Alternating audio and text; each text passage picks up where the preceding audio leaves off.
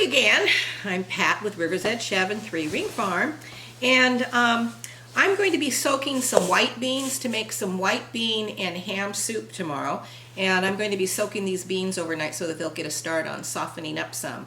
I just looked at the pull date on these, and unfortunately I just bought these like last month but didn't look at the pull date, and it said that they were best before December 2024. So they're going to probably require a little bit of extra cooking, because when beans get old it takes them a long time to soften up when you cook them.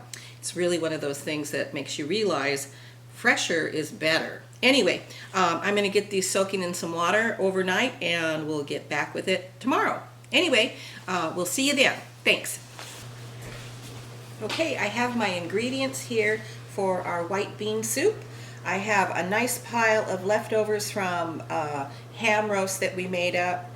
That was a recipe. The ham roast was a recipe from a friend who made this for us a couple times for dinner, and it's coated with the ham. It's one of those big guys that's got the bone in, and it had a mixture of mustard and brown sugar coating it, and then you bake it for like a zillion hours, like 12 hours, and it's really quite delicious. And I thought, well, the drippings from this would make a super bean soup, so I scraped that up and put it in the refrigerator and saved it until we could do this soup recipe. So we have our white beans. These are little navy beans, and as I stated yesterday, that they were pull dated in December, which I didn't realize when I bought them in January, but they seem to puff up just fine. They were coated, you know, when you soak beans you want to cover them really well, you know, by several inches of water, because they do swell.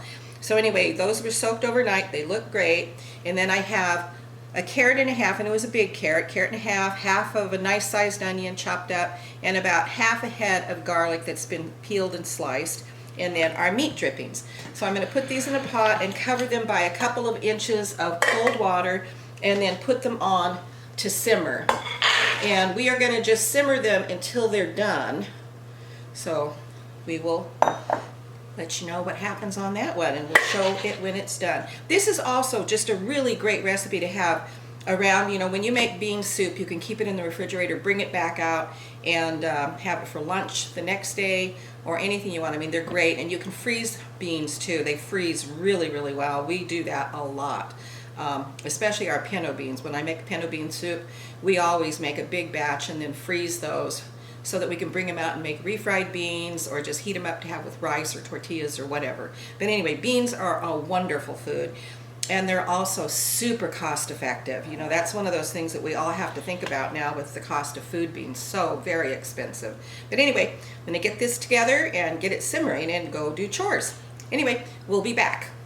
Oh, here is the end of our white bean with ham soup. It's very hot, but it turned out absolutely beautiful. I don't think I can tip it very far for you to see it, but maybe we can move the camera up close.